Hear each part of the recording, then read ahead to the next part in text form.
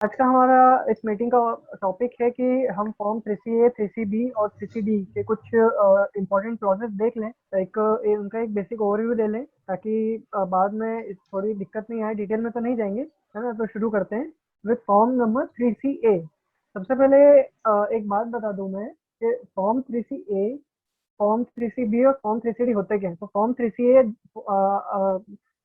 ये फॉर्म है जो फिल करना रहता है उन एसएससीज को जिनको इनकम टैक्स एक्ट के अलावा किसी और एक्ट में ऑडिट कंपलसरी है। For example companies act, for example LLP act. LLP act के अंदर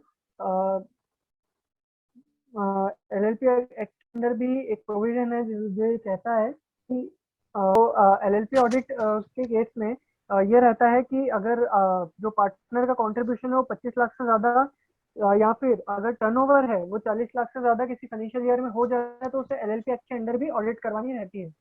तो एलएलपी और कंपनीज को तो मैंडेटरी है ही। तो ये फॉर्म रहता है फॉर्म नंबर 3CA कंपनीज या एलएलपी के लिए। ठीक है, क्या बोलता है ये फॉर्म के हमने जो हमारी फर्म है सत्रह गोयल एंड कंपनी, उसने किसका ऑडिट किया, जिसका ऑडिट किया उसका नाम, उसका पैन, कौन से पीरियड का ऑडिट किया, फाइनेंशियल स्टेटमेंट्स में क्या क्या इंक्लूडेड है, तो यानी कि बैलेंस शीट हो गई, प्रॉफिट एंड लॉस अकाउंट हो गया, अगर इनकम एक्सपेंडिचर अकाउंट है तो वो और जो दूसरी एक्ट है जिसके अंदर वो ऑडिट रिपोर्ट इशू हो रही है उसकी डेट भी यहाँ पे जाती है।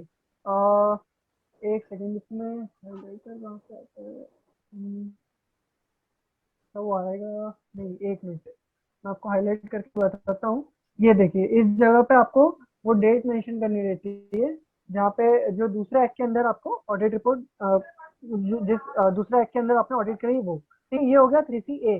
बात करते हैं 3CB की। तो 3CB for those assessees other than who are eligible to fill the form 3CA। इसमें भी सेम पॉइंट्स रहते हैं जो ये बोलते हैं, उसमें भी यही सेम। एक सेकेंड, स्क्रीन मेरी वापस चली गई। हाँ, ठीक है। सेम यही पॉइंट्स रहते हैं जो ये बोलते हैं कि हमने हमारी फर्म ने balance sheet, profit and loss account, इस एसएससी का फलाना फलाना एसएससी का जिसका पैन ये है, इस डेट को हमने ऑडिट किया है और ये हमारे कुछ ऑब्जर्वेशन है। अच्छा, ये तो बात होती है 3CA और 3CB की। ठीक है, मेन जो आज का डिस्कशन है उस पर आ जाते हैं। Form 3CD, form number 3CD।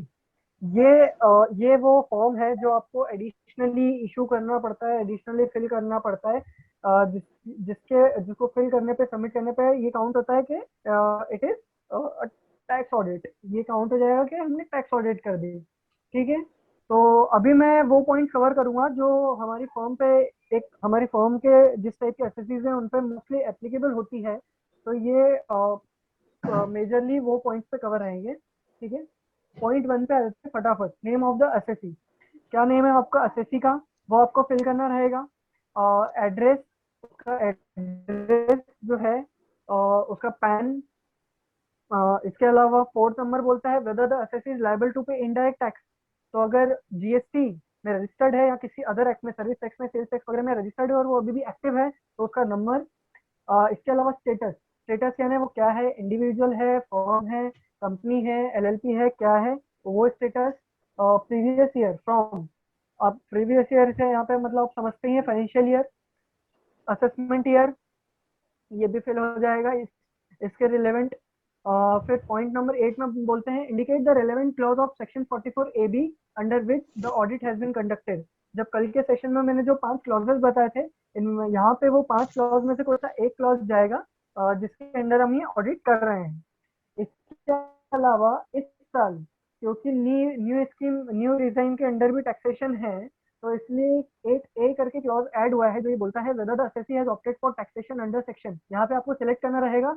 अगर असेसी ने न्यू डिजाइन के हिसाब से असेसी टैक्स डिक्लेयर करना चाह रहे हैं तो यहाँ पे आपको उसे यस या नो, जो भी वो ऑप्शन प्रोवाइड होंगे वो करना रहेगा। ठीक है, ये कुछ बेसिक से पॉइंट है जो जिसमें कोई ज्यादा कुछ खास है नहीं। ठीक है, आगे बढ़ते हैं क्लॉज नंबर 9 पे। क्लॉज नंबर 9 क्या बोलता है, अगर कोई पार्टनरशिप फर्म है या कोई एओपी है जिनमें पार्टनरशिप सॉरी पार्टनर्स हैं या लिस्ट ऑफ मेंबर्स हैं, तो उस केस में आपको list of name of the partners और या फिर नेम ऑफ द मेंबर्स और उनके रेशो आपको यहाँ पे शेयर करने रहेंगे। ठीक है, नेक्स्ट पॉइंट बोलते हैं if there is any change in the partners during the year. अगर इनके प्रॉफिट शेयरिंग रेशियो में कोई चेंज हुआ है तो वो यहाँ पे आपको कंसिडर करना पड़ेगा क्लॉज 9B में। क्लॉज 10A ये बोलता है नेचर ऑफ बिजनेस। यहाँ पे आपको एसएससी का जो भी नेचर है बिजनेस का या उसके प्रोफेशन का, कि अगर सपोज प्रोफेशन है तो क्या है, वो डेंटिस्ट है या कोई डॉक्टर है या इंजीनियर है या क्या है, या अगर बिजनेस है तो क्या बिजनेस है, ट्रेडिंग का, मैन्युफैक्चरिंग का, वो आपको यहाँ पे मेंशन करना रहेगा। ठीक है, आगे बढ़ते हैं। तो अगर ड्यूरिंग द ईयर एसएससी का नेचर ऑफ बिजनेस चेंज हुआ है तो आपको क्लॉज 10B में आपको वो चीज डालनी रहेगी जो ये बोलती है कि अगर कोई चेंज है तो कृपया उसे फर्निश कीजिए। क्लॉज 11A पे आते हैं और वो ये बोलता है whether books of accounts are prescribed under section 44AA। तो जब मैं कल 44AA की आपको ब्रीफिंग दे रहा था, उसकी वो यहाँ पे लिंक होती है। अगर 44AA के अंतर्गत वो एसएससी रजिस्टर्ड, सॉरी, वो एसएससी 44AA में कवर हो रहा है, वो उसके अंदर कवर हो रहा है, तो वो चीज आपको क्लॉज 11A में आपको वो चीज वहां पे डालनी पड़ेगी कि if yes list of books हो प्रिस्क्राइब। ठीक है, ये चीज आपको वहाँ पे जब अपन सॉफ्टवेयर में देखेंगे तो सॉफ्टवेयर में आपको यहाँ पे लिस्ट भी दी जाएगी, तो आपको समझ पड़ जाएगा कि क्या क्या बुक्स ऑफ अकाउंट्स मेंटेन करनी है या क्या प्रिस्क्राइब करनी है। ठीक है, अच्छा, आगे बढ़ते हैं। और तो क्लॉज 12 पे, क्लॉज 12 ये बोलता है whether the profit and loss account includes any profit and gain accessible on presumptive basis. मतलब यहाँ पे ये बोलना चाह रहा है कि कोई एसएससी है जिसके दो बिजनेस है, एक बिजनेस में टर्नओवर की लिमिट एक्सीड हो गई है और उसका टैक्स ऑडिट हो रहा है, और विस अविस उसके दूसरा जो बिजनेस है उसके टैक्स ऑडिट की लिमिट एक्सीड नहीं हुई है और he can opt for presumptive section 44AD for that. तो अगर 44AD वो वहां पे जाके ऑप्ट कर रहा है तो उसकी डिटेल्स आपको क्लॉज 12 में देनी होगी। ठीक है, क्लॉज 13 बोलता है method of accounting employed in the previous year. यानी कि प्रीवियस ईयर में जो भी अकाउंटिंग मेथड है वो आपको यहाँ पे बतानी है, कैश अकाउंटिंग या मर्केंटाइल क्या है। और दो ऑप्शन भी रहते हैं हमारे पास और जनरली मर्केंटाइल ही रहती है मेथड। क्लॉज 13 भी बोलता है कि अगर मर्केंटाइल से कैश में या कैश से मर्केंटाइल पे आप आए, मतलब कोई अकाउंटिंग मेथड में आपने चेंज किया, तो वो चीज आपको यहाँ पे रिपोर्ट करनी रहेगी और उसके इफेक्ट आपको नीचे वाले क्लॉज में देने पड़ेंगे। ठीक है, अच्छा, क्लॉज 13 के बाद अपन आते हैं क्लॉज 14 पे, जो ये बोलता है कि method of valuation of closing stock. यहाँ पर अपन एक सिंपली एक लाइन लिख देते हैं जो एज तुम्हें बोली गई है कि लोअर ऑफ कॉस्ट और NRV which ever is lower. ये चीज यहाँ पे डाल डाल के और इस चीज को खत्म कर देते हैं, अपन को ज्यादा लोड नहीं है। हाँ, कहीं किसी एसएससी का कुछ डिफरेंट टाइप का वैल्यूएशन है तो वो चीज फिर अपन वहाँ पे स्पेसिफिकली मेंशन करेंगे।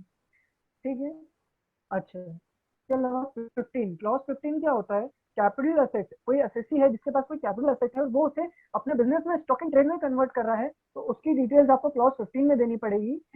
देखिए उसमें चार क्लॉजेस दिए हुए हैं। डिस्क्रिप्शन ऑफ कैपिटल एसेट, मतलब कौन सी एसेट है जिसको आप स्टॉक इन ट्रेड में कन्वर्ट कर रहे हैं। Date of acquisition, cost of acquisition, date of acquisition और कॉस्ट ऑफ एक्विजिशन। तो डेट जो है, डेट मतलब जिस दिन आपने वो कन्वर्ट करी, वो कन्वर्जन की डेट, वो डेट को डेट ऑफ एक्विजिशन माना जाता है।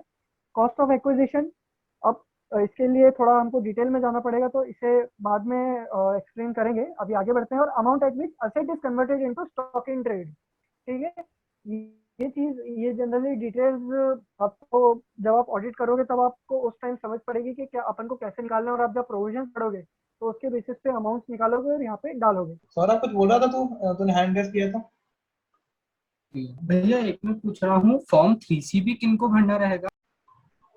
देखो जो भी अभी इसने क्या बोला था, अगर कोई भी एसएससी जिसको कोई भी दूसरे एक्ट में ऑडिट करने का बोला है, जैसे कि कंपनी को बोला है कि कंपनी एक्ट में बोला गया है कि आपको ऑडिट कराना है, ठीक है।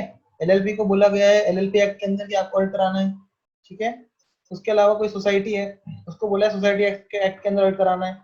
तो इन सब एसएससी को क्योंकि स्पेसिफिकली कहीं और बोला है कि आपको ऑडिट कराना है, तो 3C A फाइल करना पड़ेगा, अदरवाइज आपको 3C B फाइल करना पड़ेगा। मतलब एनी अदर केस जहाँ पे कोई इंडिविजुअल, एचयूएफ और पार्टनरशिप, ठीक है, इनके केस में 3C B फाइल करना है। बाकी एलएलपी, कंपनी, अब एलएलपी में कुछ कंडीशन है, सबको नहीं बोला है। एलएलपी में बोला है 25 लाख का कंट्रीब्यूशन, या जो भी अभिषेक ने बोला, मेरे को एग्जैक्टली नहीं पता, है ना। अदरवाइज मतलब अगर आपको वहाँ एलएलपी एक्ट में एलिजिबल हो जाते हो तो वहां पे आपको ऑडिट कराना है, अगर आपको नहीं कराना तो 3C B फाइल करना है। समझ गया? भैया एक डाउट और था, अभिषेक भैया ने बोला था जैसे किसी और एक्ट के अंडर रजिस्टर्ड हो, जैसे मैं जीएसटी के अंडर रजिस्टर्ड था और ड्यूरिंग द ईयर मैंने जीएसटीआई नंबर कैंसिल कर दिया है, तो मुझे कहीं मेंशन करना पड़ेगा फॉर्म 3CD? अब ऐसे स्पेसिफिकली मेंशन उसमें बोला गया है कि अगर आप कोई भी एक्ट में रजिस्टर्ड हो, मतलब जीएसटी एक्ट में रजिस्टर्ड हो, तो आपको नंबर मेंशन करना है और उसके बाद वो पूछता है कि एक्टिव या नॉन एक्टिव। ठीक है, तो आप वहां आगे शायद लिख सकते हो एक्टिव नॉन एक्टिव।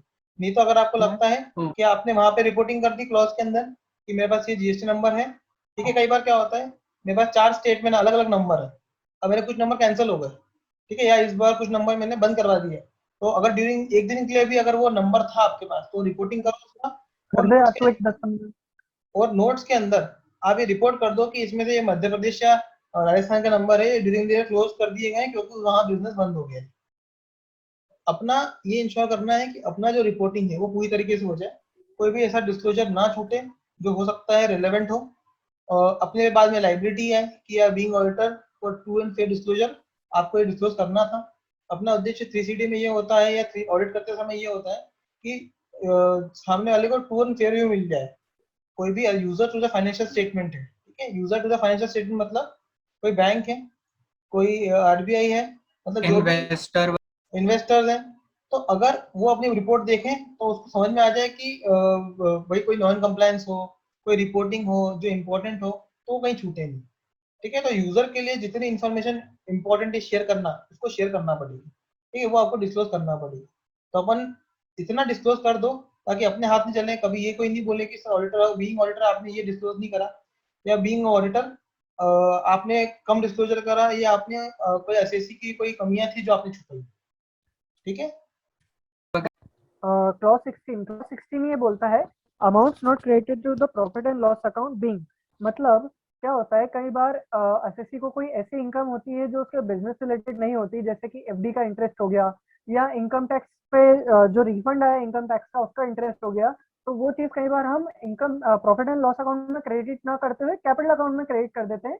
तो उन चीजों से रिलेटेड या कोई फॉर एग्जांपल मुझे एलआईसी की मैच्योरिटी अमाउंट मिल गई या कुछ उस तरीके की अमाउंट जो मेरी इनकम के नेचर की तो है लेकिन मेरे बिजनेस से रिलेटेड नहीं है, तो और उसे मैंने प्रॉफिट एंड लॉस अकाउंट में क्रेडिट नहीं किया, तो वो चीज मैं क्लॉज 16 में डालूंगा। अच्छा, तो इसको 5 चीजों में बांटा है कि 5 किस नेचर के अमाउंट हो सकते हैं। वो पहला है कि कोई सेक्शन 28 के परव्यू में कोई सी चीज आ रही है, कोई अमाउंट आ रही है जो आपको मिली है ड्यूरिंग द ईयर, बट आपने प्रॉफिट एंड लॉस अकाउंट में क्रेडिट ना करते हुए कैपिटल अकाउंट में दिखा दिया, वो इनकम। इसके अलावा किसी तरीके का आपको में टैक्स के अंदर रिफंड मिला है या रिफंड पे कुछ रिफंड आया, तो वो आपको क्लॉज बी में डालना है।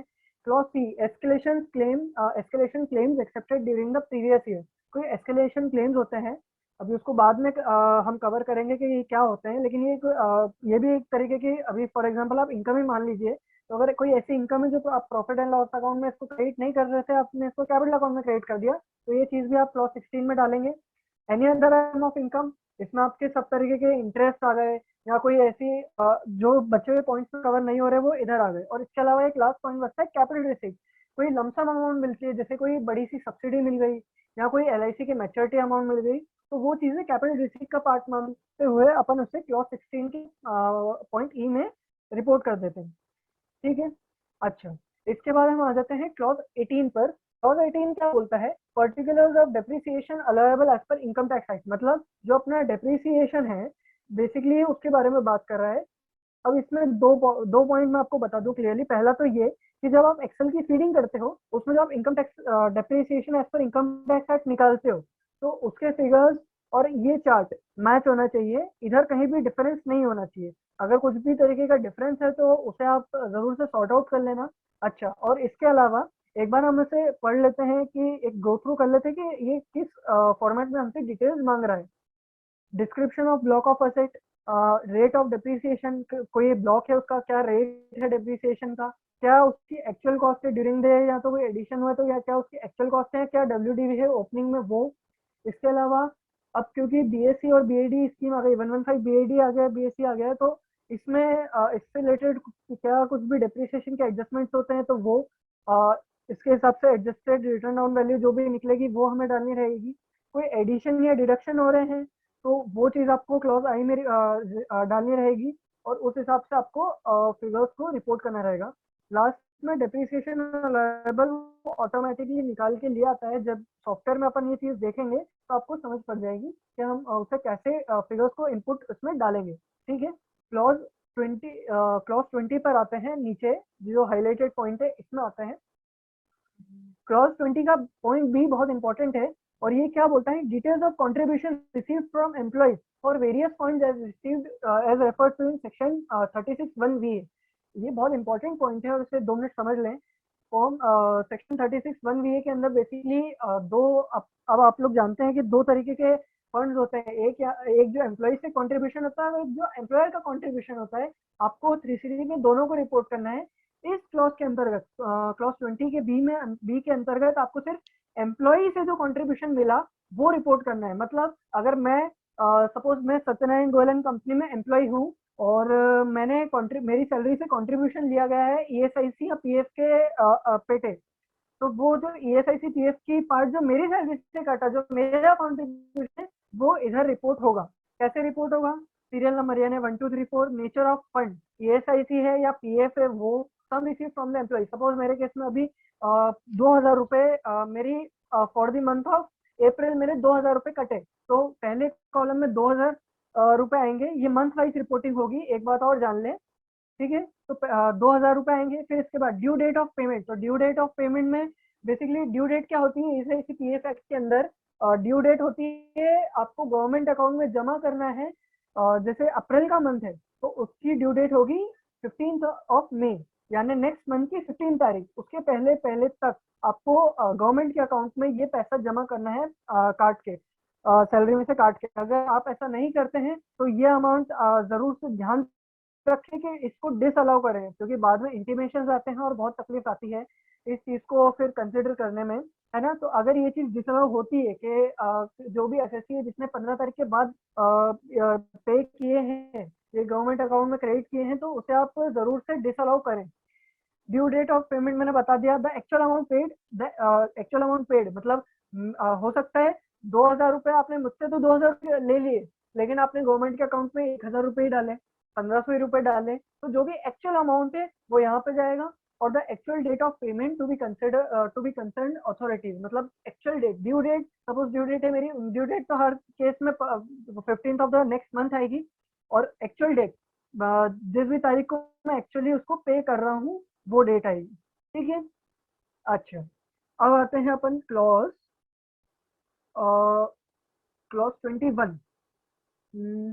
हाँ, क्लॉज 21 के पॉइंट डी, ये भी एक इम्पोर्टेंट क्लॉज है और ये एक बहुत रेगुलर सा क्लॉज है कि जिसको हमें हर बार रिपोर्ट करना ही है। क्या होता है ये क्लॉज, डिसअलाउंस या डीम्ड इनकम अंडर सेक्शन 48(3), यानी कैश ट्रांजेक्शन। सीधी बात है, कोई एक्सपेंस, कोई पेमेंट आप 10,000 रुपए से ज्यादा का कर रहे हो एक बारी में, तो उसे डिसअलाउ करना है और वो डिसअलाउंस आप इधर रिपोर्ट करोगे। इसके अलावा ये जो आप क्लॉज ए और क्लॉज बी देख रहे हो जिसमें लिखा है on the basis of examination of books of account, जहाँ पर हम एक लाइन लिखते हैं कि yes we have verified so and so and this is our observation करके। हालांकि वो चीज आपको C7 में KMS में वो लाइन आपको दिख जाएगी एग्जैक्टली वो लाइन है क्या, तो वो आप जरूर से ध्यान रखें कि वो लाइन आप इधर डालना ना भूलें। ठीक है, नेक्स्ट आते हैं, तो नेक्स्ट क्लॉज है क्लॉज 23।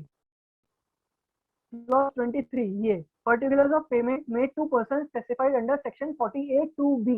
48(2)(b) क्या होता है, बेसिकली 48(2)(b) ये बोलता है कि कोई एक्सपेंस जो आप अपने बिजनेस रिलेटेड एक्सपेंस कर रहे हो और वो आप रिलेटेड पार्टी के थ्रू कर रहे हो, मतलब रिलेटेड पार्टी ट्रांजेक्शन वो चीज हो रही है, तो वो क्लॉज 23 में रिपोर्ट होगी।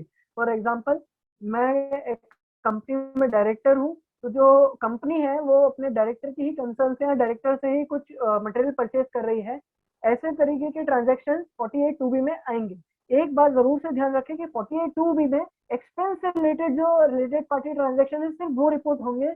अगर जैसे कंपनीज एक्ट में हम क्या सभी तरीके के रिपोर्ट करते हैं, मतलब अगर अनसिक्योर्ड लोन लिया, अनसिक्योर्ड लोन दिया या एक्सपेंस हो गया या कोई प्रिंसिपल नेचर का भी ट्रांजेक्शन हो गया, लेकिन यहाँ पे प्रिंसिपल नेचर के ट्रांजेक्शन रिपोर्ट नहीं होंगे।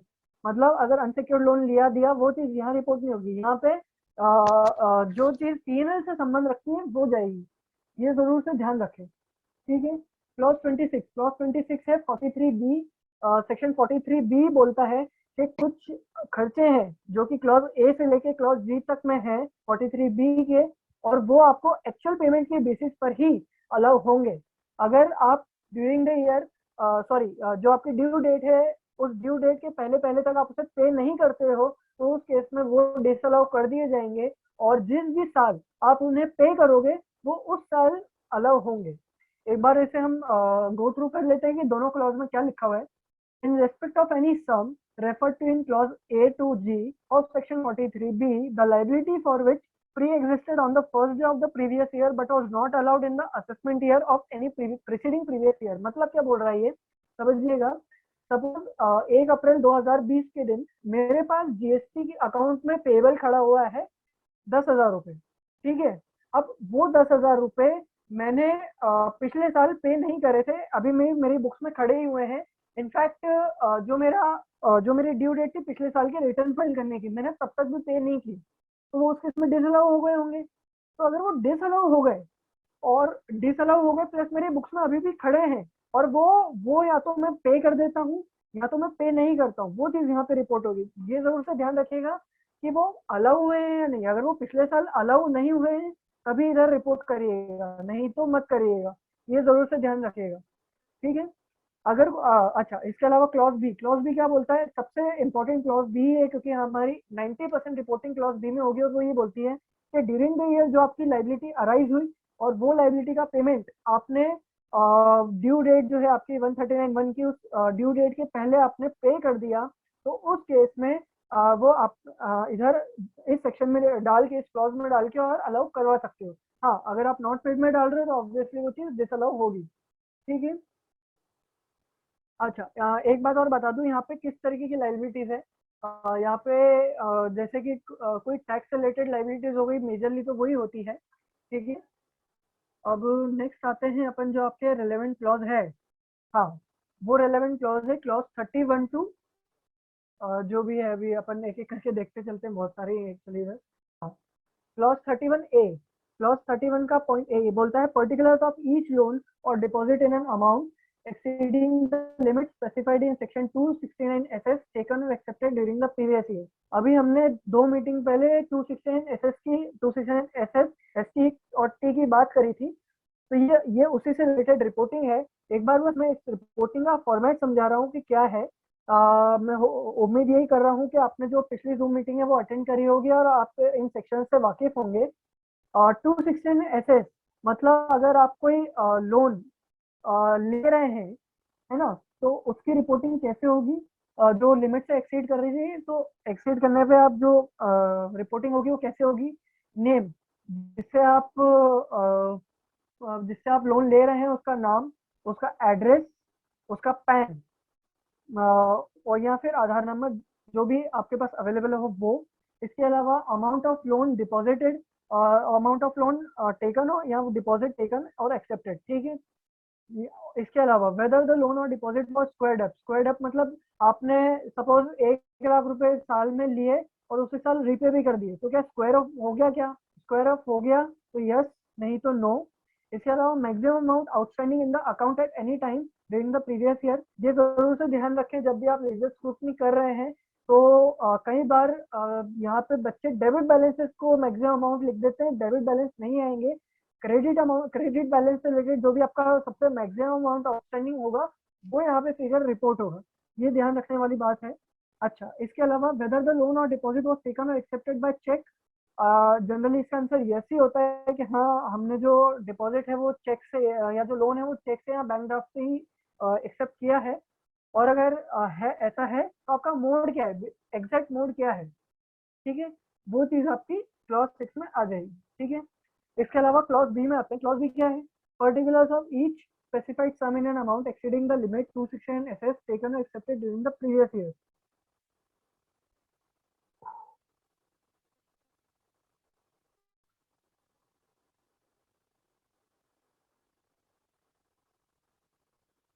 हेलो, हाँ, एक सेकेंड।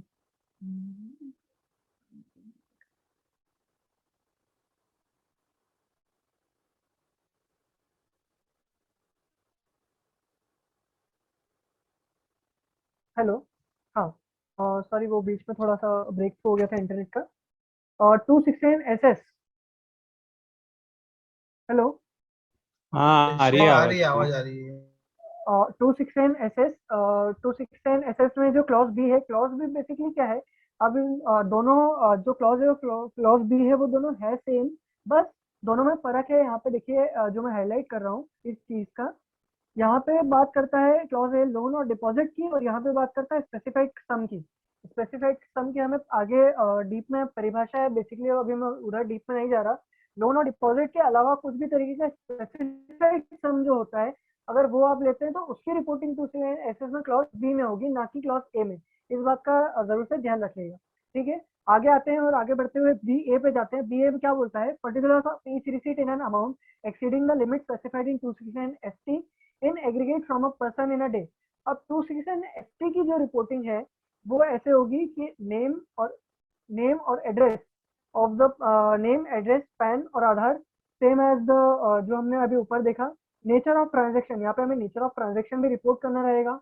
अमाउंट ऑफ रिसीट, कितना हमें पैसा मिला, और डेट ऑफ रिसीट, किस दिन मिला। बेसिकली ये क्या है?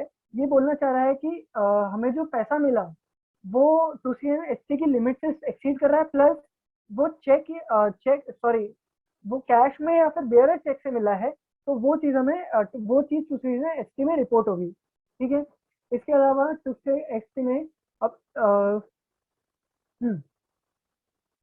ये जो बी बी देख रहे हैं आप, तो बी ए में और बी बी में क्या फर्क है? एज इट इज वही फर्क है जो अभी हमने ऊपर देखा था, ये लोन और डिपॉजिट और स्पेसिफाइड सम का। यहाँ पे आपको कुछ लोन और डिपॉजिट की वाली अमाउंट देखनी है, और यहाँ पे स्पेसिफाइड सम वाली अमाउंट देखनी है क्लॉज बी बी में। ठीक है, इसके अलावा बी सी में आते हैं। बी सी क्या बोलता है? Particulars of each payment. तो ऊपर की दोनों क्लॉज यानी बी और बी बी बी में, ये बी ए में और बी बी में आप रिसीट से रिलेटेड रिपोर्टिंग कर रहे थे, सेम एज आप जब 269 ST में आप किसी को पेमेंट कर रहे हो और आप 269 ST की लिमिट से बाहर जा रहे हैं, तो वो चीज बीसी में और बीडी में रिपोर्ट होगी। और उसका भी सेम लॉजिक वही है जो ऊपर देखा हमने। यहाँ पे जो पर्टिकुलर अमाउंट है वो, और यहाँ पे जो स्पेसिफाइड सम वाली बात बोलता है वो। अगर आपने कैश ज्यादा में दिया है और मतलब बियर चेक से दिया है या कैश में दिया है, और वो लिमिट एक्सीड कर रहा है, तो उसकी रिपोर्टिंग यहाँ होगी। ठीक है। अच्छा, इसके अलावा हम क्लॉज 31 के सी पे आते हैं, और सी में बोलता है वो 269 वाली रिपोर्टिंग देता है। 269 फॉर रिपेमेंट ऑफ लोन। यहाँ पे आपको अगर कोई आप लोन लेते हो, उसका आप रीपे कर रहे हो या कोई स्पेसिफाइड एडवांस रीपे कर रहे हो या दे रहे हो, तो वो चीज की रिपोर्टिंग आप 269 में करोगे क्लॉज 31 के सी में। और इसकी रिपोर्टिंग कैसे करोगे? नेम, एड्रेस, पैन या फिर आधार। इसके अलावा अमाउंट ऑफ रीपेमेंट, कितना अमाउंट आप रीपे कर रहे हो। Maximum amount outstanding in the account at any time during the previous year. इसमें भी वही बात ध्यान रखना, डेबिट क्रेडिट वाले बैलेंस वाली गलती ना करें इसमें आप। Whether repayment was made by cheque और बैंक ड्राफ्ट, आपने चेक से दिया या मतलब अदरवाइज देन बाय कैश या बेयर चेक तो नहीं दिया, बेसिकली वो ये बोलना चाहते हैं इसमें। इसके अलावा अगर आपने रीपेमेंट ऊपर वाले मोड से किया है तो एग्जैक्टली किस मोड से किया है। ठीक है, वो चीज आपको यहाँ पे बतानी है। अब टी में अब इसमें क्लॉज डी में आ जाते हैं। ये डी जो है ये भी बेसिकली वही सेम लॉजिक पे चल रहा है, क्योंकि ये चीज ये जो आप जब इनके सेक्शंस पढ़ेंगे तो ये दो भागों में बटे हुए होते हैं, एक प्रिंसिपल अमाउंट से रिलेटेड और एक स्पेसिफाइड सम से रिलेटेड। तो ये जो स्पेसिफाइड सम वाली बात बोलता है वो इधर बोलता है। ठीक है। अच्छा, इसके अलावा इसमें टूसेशन टी में इधर डी में एक ट्विस्ट और है, वो ये कि अगर आप इधर कैश में रीपे कर रहे हो, मतलब चेक से या बैंक ड्राफ्ट या कोई इलेक्ट्रॉनिक मोड का यूज ना करते हुए आप इधर कैश में रिपे कर रहे हो या बेयर चेक से रिपे कर रहे हो, तो वो चीज इधर भी रिपोर्ट होगी, ये ध्यान रखना। ठीक है। ठीक है, और इसके अलावा अब आगे बढ़ते हैं। हाँ, अब ये क्लॉज है क्लॉज 33 और क्लॉज 33, ये भी एक बहुत इंपॉर्टेंट क्लॉज है वाइल फिलिंग द 3CD। ये होता है डिडक्शन से रिलेटेड क्लॉज। ये बोलता है कि जो असेसरी जो है, जो अपना इनकम टैक्स रिटर्न फाइल करते हैं, जो जो भी सेक्शन के अंडर जितने भी अमाउंट का डिडक्शन क्लेम कर रहा है, वो डिडक्शन की डिटेल हमें यहाँ पर चाहिए। एक ब्रीफ में मैं बता देता हूँ। फॉर एग्जाम्पल, अगर एटीसी के अंदर, eighty C suppose for example eighty C की एग्जांपल ले लें, एटीसी में tuition fee the most common deduction जो कि मिलती है एसएससी को, तो आप यहाँ पे लिखेंगे section under which deduction is claimed, यहाँ पे आ जाएगा एटीसी। इसको मैं हाईलाइट करके आपको बता देता हूँ, ये यहाँ पे इस जगह पे आ जाएगा एटीसी, और सॉरी, और ये जो इधर है, इधर आपको अमाउंट और इसके अलावा वो किस चीज का डिडक्शन एग्जैक्टली किस चीज का है वो आपको यहाँ पे डालना रहेगा। ध्यान रखिएगा जितना डिडक्शन क्लेम हो रहा है एग्जैक्ट सेम अमाउंट यहाँ पे डलेगी, ना ज्यादा ना कम। अगर एसएससी 1.5 लाख तक की उसकी पूरी 1.5 लाख लिमिट एग्जॉस्ट कर रहे हैं तो यहाँ पे भी 1.5 लाख, अगर 1.5 लाख से कम है तो वो अमाउंट जो भी एग्जैक्ट अमाउंट है यहाँ पे वो चीज रिपोर्ट होगी। ए की clause 34A is a section, मतलब ये टीडीएस से रिलेटेड बात करता है। ये बोलता है whether the SSC is required to deduct और collect tax as per the provisions of chapter 17B और 17BB if yes please furnish. मतलब जब हमने अभी 3 सेशन पहले जब टीडीएस का सेशन हुआ था तो मैं होप करता हूँ आपने वो देखा होगा और आपको पता होगा कि टीडीएस से रिलेटेड क्या चीजें होती है। तो अगर जो भी एसएससी जिसका आप ऑडिट कर रहे हो वो टीडीएस डिडक्ट करने के लिए या कलेक्ट करने के लिए टीसीएस के लिए वो लायबल होता है, तो उस केस में आपको यहाँ पे उस चीज की रिपोर्टिंग करनी होगी। एक बार मैं रिपोर्टिंग का फॉर्मेट आपको ब्रीफ कर देता हूँ कि आपको किस तरीके से रिपोर्टिंग करनी होगी। क्लॉज 1 सॉरी कॉलम 1 बोलता है tax deduction and collection account number. यहाँ पे आपको एसएससी का स्टैंड डालना होगा। सेक्शन, आप किस सेक्शन के अंतर्गत उसका सामने वाले का टीडीएस या टीसीएस काट रहे हो वो। नेचर ऑफ पेमेंट, अगर फॉर यहाँ पे मैं एक एग्जांपल लेके बता देता हूँ। सपोज मेरा 10F जो भी फलाना फलाना A11111A सेक्शन में आ जाएगा suppose 194C। Nature of payment, suppose मैं 5 लाख यहाँ पे नेचर ऑफ पेमेंट यानी टीडीएस ऑन कॉन्ट्रैक्ट, यहाँ पे कॉन्ट्रैक्ट से रिलेटेड बात लिख देंगे हम कि भाई टीडीएस ऑन कॉन्ट्रैक्ट है। टोटल अमाउंट ऑफ पेमेंट और receipt of the nature specified in column 3। यहाँ पे समझना, इस कॉलम में को ध्यान से पढ़ना क्योंकि इसमें प्रॉब्लम क्या होती है। सपोज यहाँ मैं एग्जांपल के थ्रू समझाता हूँ। सपोज मैंने टोटल कॉन्ट्रैक्ट की पेमेंट नेचर का पेमेंट किया है 5 लाख रुपए का, है ना, तो मैं यहाँ पे लिखूंगा 5 लाख रुपए। नेक्स्ट कॉलम जो है बोलता है कि total amount on which tax was required to be deducted और कलेक्टेड। हो सकता है कि मैंने जो 5 लाख दिए ठीक है अपनी जगह ठीक है, लेकिन जरूरी नहीं है कि मैं पूरे 5 लाख पे ही टीडीएस काटूं। हो सकता है 5 लाख में से कुछ बाइफरकेशन ऐसा है जिसमें मेरी टीडीएस की कोई लायबिलिटी नहीं बनती टीडीएस काटने की। तो यहाँ पे जो कॉलम नंबर ये जो 5 देख रहे हैं जो हाईलाइट किया मैंने, यहाँ पे वो अमाउंट देगा जो जिससे पे आपको टीडीएस काटने की आपकी एग्जैक्ट लायबिलिटी है। हो सकता है यहाँ पे मेरा फिगर है कॉलम 4 में 5 लाख रुपए, यहाँ पे मुझे टीडीएस काटने से 4 लाख रुपए पर, ठीक है। Total amount on which tax was deducted और collected at specified rate out of 5। अब सपोज 4 लाख पे अभी के लिए मान रहे हैं सब कंपनी वाले ही एसएससी है, तो 2% से मैं टीडीएस काटूंगा तो वो अमाउंट यहाँ पे आ जाएगी। अमाउंट ऑफ टैक्स डिडक्टेड और कलेक्टेड आउट ऑफ 6। अब जो एग्जैक्ट अमाउंट यही आ जाएगी। Total amount on which tax was deducted और collected less than specified rate. अगर किसी पे जो स्पेसिफाइड रेट है जो सेक्शन के अंतर्गत सपोज नहीं काटता है टीडीएस, सपोज 2% से नहीं काटा, उसमें कम रेट से काटा क्योंकि सामने वाले ने लोअर डिडक्शन सर्टिफिकेट प्रोवाइड कर दिया था, तो वो चीज की रिपोर्टिंग वो चीज आप यहाँ पे डाल सकते हैं कि भाई लोअर रेट से हमने काटा है। अमाउंट ऑफ टैक्स डिडक्टेड और कलेक्टेड ऑन 8 और टोटल यहाँ पे इसका टोटल और अमाउंट ऑफ टैक्स और डिडक्टेड और collected not deposited to the credit of central government account out of 6 and 8। समझना, कॉलम नंबर 6 में जो हमने टोटल टीडीएस काटा वो, और कॉलम नंबर 8 में हमने जो कम रेट से काटा, इन दोनों के टोटल से हमने सपोज हमने 1 लाख रुपए का टीडीएस काटा फॉर एग्जांपल, हमने अभी तक गवर्नमेंट के अकाउंट में उस चीज का पेमेंट नहीं किया है, तो ये चीज की रिपोर्टिंग आपको क्लॉज 10 में करनी है और ये ही सबसे खतरनाक रिपोर्टिंग है। इसको करने से पहले मेक श्योर कि क्लाइंट जो है आप एसएससी से चालान बुलवाएं इस चीज के कि भाई पेमेंट हुए हैं या नहीं, टीडीएस डिपॉजिट हुआ है या नहीं, क्योंकि टीडीएस डिपॉजिट नहीं हुआ है तो उसकी बहुत हैवी पेनल्टीज हैं, ठीक है। तो ये चीज आप ध्यान रखें कि इस चीज को भी रिपोर्ट करने से पहले मेक श्योर करें कि चालान आप बुलवाए हैं और आपने चालान से चीजें वेरीफाई करी है, ठीक है। क्लॉज बी, क्लॉज 34 का बी पॉइंट है जो ये बोलता है whether assessee is required to furnish the statement of tax deducted और collected, if yes furnish the details. दो पॉइंट्स है जो मैं बताना चाहूंगा। पहला, आपने ऊपर जो डिटेल्स डाली वो आपने लाइबिलिटी के बेसिस पे डाली कि भाई मेरे पीएनएल में ये खर्चे थे जिन पे मेरी ये फलाना फलाना लाइबिलिटी थी, मैंने टीडीएस काट लिया, ओके, ये अपनी जगह ठीक है। लेकिन क्लॉज बी ये बोलता है कि आपने रिटर्न फाइल करे हैं या नहीं टीडीएस के, अब वो चीज बताओ क्लॉज बी में।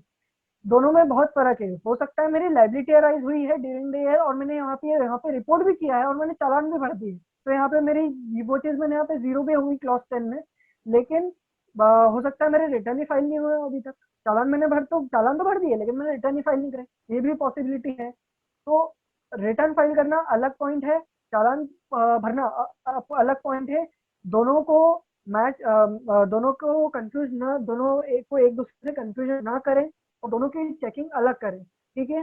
इस बात का जरूर से ध्यान रखें। सेम रिपोर्टिंग होगी, टाइम, टाइप ऑफ फॉर्म, जो भी रिटर्न का जो फॉर्म जाता है वो, ड्यू डेट ऑफ फर्निशिंग डालनी है, जो अभी आपकी टीडीएस के रिटर्न की ड्यू डेट होती है वो, डेट ऑफ फर्निशिंग एक्चुअल में जब आपने जो भी डेट फर्निश करे, जिस भी डेट को आपने रिटर्न फर्निश किया वो, और whether the statement of tax deducted और collected contains information of all about all details of transaction. इसको जनरली अपन यस कर देते हैं कि ये बोलना चाहते हैं कि भाई आपने जो रिटर्न भरा उसमें सारी एग्जैक्ट सारी की सारी डिटेल्स थी जो होनी चाहिए थी, तो जनरली अपन इसको यस कर देते हैं, ठीक है। क्लॉज सी ये बोलता है whether the assessee is liable to pay interest under section 201A or section 206C7 if yes please furnish। Basically ये बात करता है इंटरेस्ट ऑन टीडीएस से रिलेटेड। अगर आप चालान लेट पे कर रहे हैं या रिटर्न फाइलिंग से रिलेटेड कोई इंटरेस्ट लगा है आपको, तो वो इंटरेस्ट की डिटेल्स आपको यहाँ पर देनी पड़ेगी। सिंपल सी चीज है, 3 कॉलम में इसकी रिपोर्टिंग होगी। आपको एसएससी का 10 अमाउंट ऑफ इंटरेस्ट पेबल, जो भी आपका इंटरेस्ट पेबल है वो, और आपने सपोज यहाँ पे आपका इंटरेस्ट पेबल था 5,000 रुपए, तो आप यहाँ पे 5,000 रुपए डालेंगे और आपने अभी तक कितना पे कर दिया वो अमाउंट आप यहाँ पे इस जगह पे डालेंगे, ठीक है। क्लॉज 35 पे आते हैं और क्लॉज 35, अब क्लॉज 35 पे एक जनरल मैं जनरलाइज कर रहा हूँ। बेसिकली ये पॉइंट होता है कि आपकी जो स्टॉक की डिटेल्स है, क्लोजिंग स्टॉक की डिटेल्स है, ये उससे रिलेटेड डिटेल्स मांगता है। बेसिकली इसको आप समझ लेते हैं कि कैसे डिटेल्स मांगता है। 3 पार्ट्स में 4 पार्ट्स में चीज को डिवाइड कर देता है। पहला, अगर आपकी ट्रेडिंग कंसर्न है तो ट्रेडिंग कंसर्न के केस में कैसे क्वांटिटेटिव डिटेल्स जाएगी, तो opening stock, purchase during the year, sales during the year, closing. अब इससे पहले 2 कॉलम और होते हैं जो ये बोलते हैं name of the item. Suppose मैं चने का व्यापारी हूँ, तो मेरा लिखा आएगा यहाँ पे, लिख दूंगा मैं चना। चने को मैं किस क्वांटिटी से बेचता हूँ, क्विंटल से बेचता हूँ, केजी से बेचता हूँ, तो मेरी जो यूनिट है वो मैं यूनिट यहाँ पे लिख दूंगा, ठीक है। फिर ओपनिंग स्टॉक, अब मैंने जिस जिस भी क्वांटिटी में मैंने यहाँ पे मेंशन करी, सपोज मैंने किलो से मेंशन किया तो यहाँ पे मैं किलो से, तो भाई मेरे पास ओपनिंग में 5,000 किलो चना पड़ा हुआ था। मैंने ड्यूरिंग द ईयर 10,000 किलो चना परचेज किया। मैंने ड्यूरिंग द ईयर 2,000 सपोज 12,000 चने केजी चने बेचे। यहाँ पर मैं मतलब जो भी आपकी क्लोजिंग सॉरी जो भी आपकी क्वांटिटेटिव डिटेल्स है, वैल्यू वाइज थी, क्वांटिटी वाइज जो डिटेल्स है वो चीज यहाँ पे जाएगी, ठीक है। शॉर्टेज और एक्सेस जनरली होता नहीं है, बहुत रेयर केस है जब ये शॉर्टेज या एक्सेस आपको दिखे। ये ज्यादातर बस आपको पेट्रोलियम के जब आप ऑडिट करोगे किसी पेट्रोल पंप का, उस केस में बस ये पॉसिबल है जहाँ पे आपको दिखे। क्लॉज बी ये बोलता है in case of manufacturing concern. हमने क्लॉज ए में ट्रेडिंग कंसर्न कवर किया, क्लॉज बी में हम मैन्युफैक्चरिंग कंसर्न को कवर करते हैं। और जैसी डिटेल्स आपने ट्रेडिंग कंसर्न में दी, एज इट इज आपको डिटेल्स मैन्युफैक्चरिंग कंसर्न में देनी है। बस हमने उसे 2 पार्ट्स में बाइफरकेट कर दिया, और वो 2 पार्ट्स होते हैं रॉ मटेरियल, आपको रॉ मटेरियल की डिटेल्स अलग से देनी होगी, और फिनिश गुड्स की डिटेल्स या फिर आपके जो बाय प्रोडक्ट्स निकले उसकी डिटेल्स आपको अलग से देनी होगी, ठीक है। नेक्स्ट क्लॉज पे आते हैं जो क्लॉज बोलता है क्लॉज 40। क्लॉज 40 अगेन ये एक बहुत ही कॉमन पॉइंट है और बहुत ही इंपॉर्टेंट पॉइंट है, और ये एक एनालिसिस करने वाला पॉइंट होता है। यहाँ पर ये बोलता है details regarding the turnover, gross profit for the etcetera for the previous year and preceding previous year.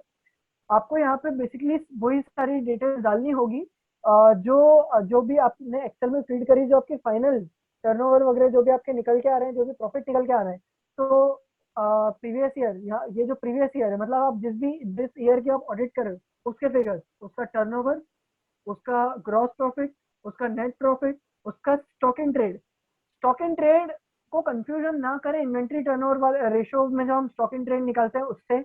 यहाँ जो स्टॉक इन ट्रेड हम लिखते हैं, रिपोर्ट करते हैं, वो क्लोजिंग स्टॉक होता है। क्लोजिंग स्टॉक की वैल्यू होती है, ना कि एवरेज होता है ओपनिंग क्लोजिंग स्टॉक का, एवरेज नहीं होता। ये क्लोजिंग स्टॉक की वैल्यू होती है, ये ध्यान रखना। This is closing stock. और material consume finish goods product, ये बेसिकली मैन्युफैक्चरिंग के केस में ये पॉइंट एप्लीकेबल होता है। जब आप ये यहाँ पे फिल करेंगे तो ये जो आप देख रहे हैं यहाँ पे स्लैश टर्नओवर करके लिखा है, तो यहाँ पे एक कॉलम और खुल जाएगा इस जगह पे, और वो रेशो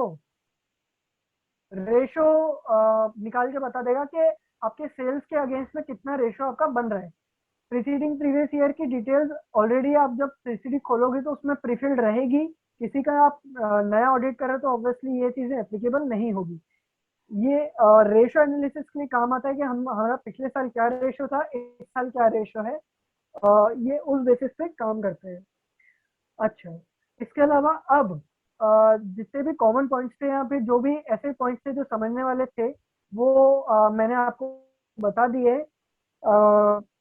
ये मेजर वही सारे पॉइंट्स हैं जो आपको ऑलमोस्ट 95% 3CD में हर केस में ये चीज भरनी ही भरनी है, चाहे कुछ भी हो जाए। बहुत रेयर केसेस हैं जहाँ पे इनमें से कुछ चीजें एप्लीकेबल ना हो या कुछ एडिशनल चीजें एप्लीकेबल हो। तो मेरी जो भी प्रेजेंटेशन थी वो मैं कंप्लीट करता हूँ।